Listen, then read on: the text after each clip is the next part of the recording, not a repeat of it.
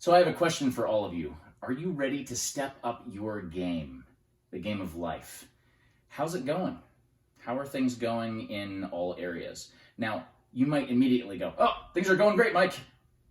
Peachy. I'm doing great, making plenty of money. I've got great friends, got a good relationship.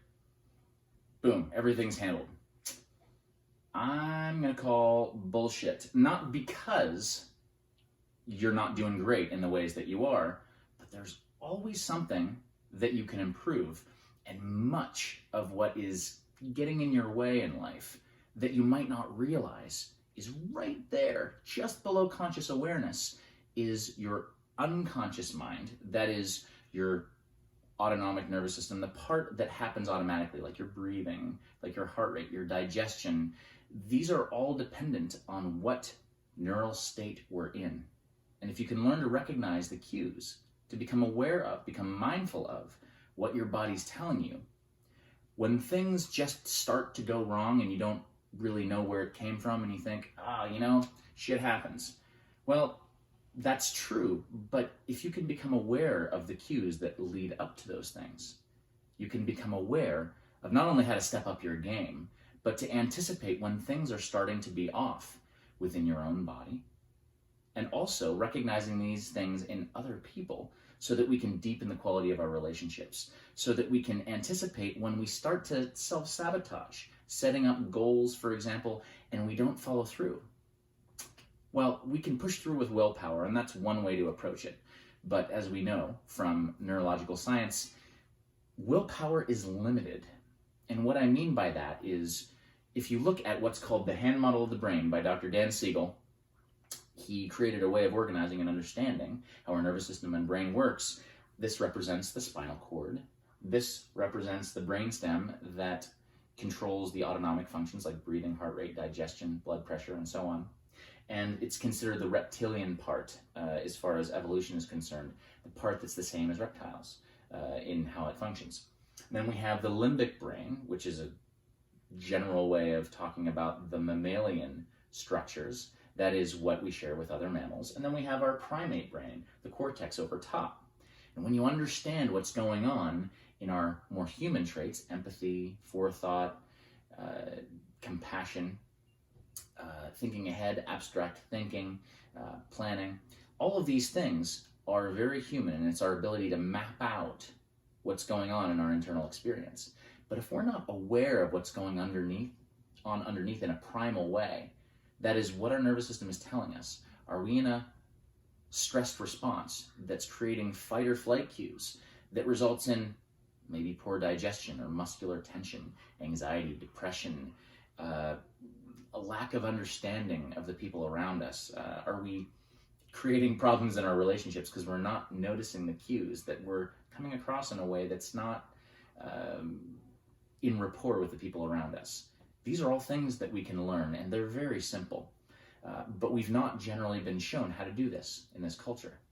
So I have a series of videos coming for all of you, and what I'd like is for everyone to write in the comments, whether you're seeing this on YouTube or on Facebook or wherever you happen to see me post this, what is it that is important to you that you would like to address as far as how you might sabotage yourself unknowingly with your unconscious mind, right? And so ultimately I'm looking for, how do you want to step up your game in life? How do you want to regulate your mood better or increase your focus, your ability to learn, remember things, to be focused and strategize on the things that you want to do in your life in a way that you're more effective? And the way that I can help you access that is through understanding how the nervous system works. And you can become aware of these things quite easily. This is actually very simple stuff. It's just not well known and practiced how effective this can be. So in your body, can you imagine being in fitness where it's not hard work? It's not, okay, let's work our ass off and make sure that, we get certain strength levels and, a body fat percentage. And I mean, sure, we can use our willpower to do that. But eventually, if it's not in momentum with what we want to do, we fade off and we find ourselves either obsessively doing it and then we make that our life. And you've seen those people in CrossFit. I'm not down in CrossFit. I think it's awesome, but it's all some people talk about. And if you don't want to make it your life, how can you get the fitness you want in a way that's play, right? Like we did when we were kids. You know, when you were walking across the monkey bar, climbing across the monkey bars, right? You were counting reps. You know, how many? Of course you didn't count your reps. You were just playing, right? And your bodies were more resilient. And that was a result of being in a state that allowed your body to grow, learn, and become stronger, not because you were organizing things in a particular way and a rigid way of living life, but you just played and you stayed in great shape until you didn't, until you unlearned that playfulness.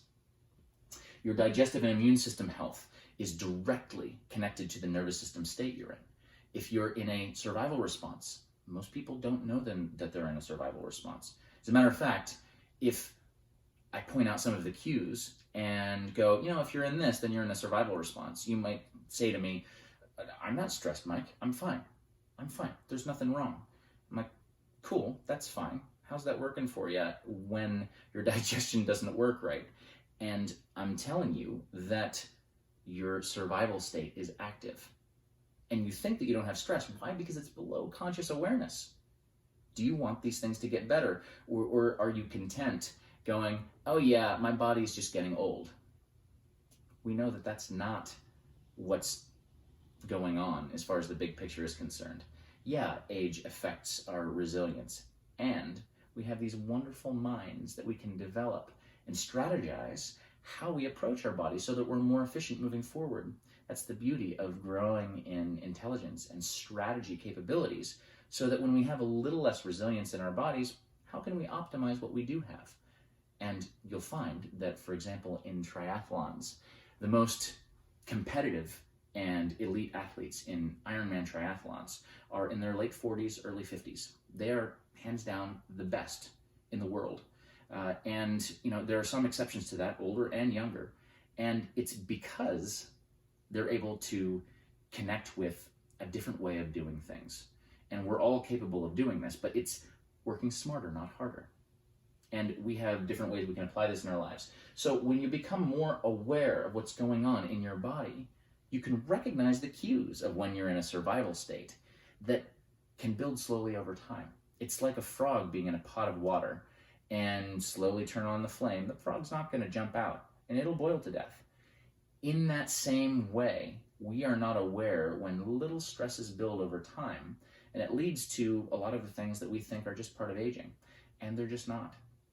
If you look at the people in China who practice Tai Chi, for example, many of them are far healthier than some of our 40-year-olds here at 70, 80, 90.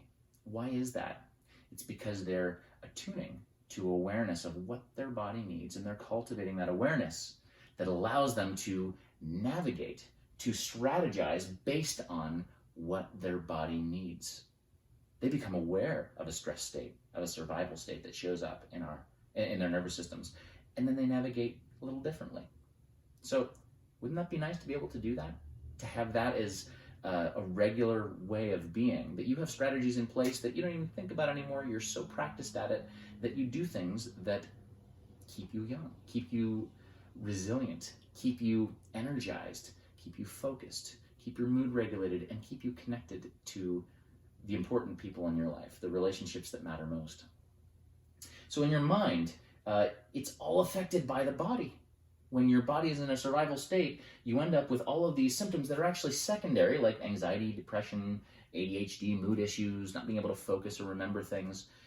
These are all secondary symptoms to the body in a survival state. And when you know how to recognize those cues, and you have the tools to lower your unconscious stress load, one term for that is called your allostatic load. You've heard of the term homeostasis, being in balance. Allostasis is your set point. So if your set point is very calm, then that's, actually homeostasis, right? Your body's in balance and it can do what it needs to do.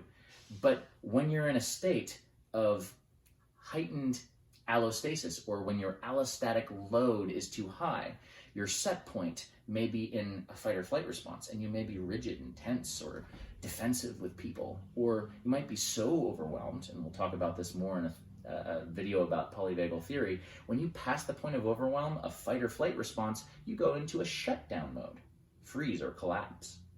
And so depression is actually overwhelm. It's like the gas and the brake on at the same time. And when that happens, we're exhausted, but it looks like we're not going anywhere, and we're not. We're stuck. And that's the state that happens in trauma, with chronic stress, and it is a totally normal human state that's adaptive and protects us.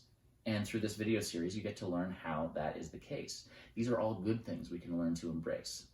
And ultimately, connecting to your values, your spirit, and however you define spirituality, or maybe it's religion, or maybe it's just, okay, maybe you don't believe in a God. It's not about any of those specific belief systems.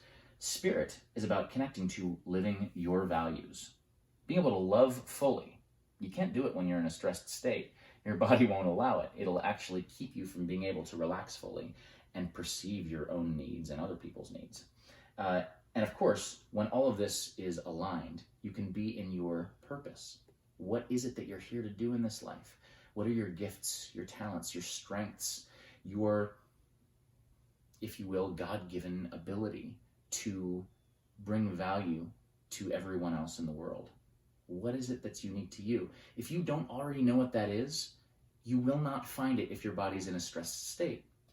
It will shut you down to that, because what you will end up doing unconsciously, your focus of attention will be shifted to whatever allows you to survive, even if there's no actual threat there. And that's what we need to learn if we're going to step up your game. If we're going to learn to address the self-sabotage that happens on an unconscious level, we need to recognize that when our bodies are stressed and we don't have the awareness to recognize that, or the tools to mediate and alleviate those issues, we're not going to be able to move forward. We end up stuck. So are you ready to step up your game? I invite you to mention whatever it is that you want to do to step up your game in the comments section, and I look forward to sharing these videos as well.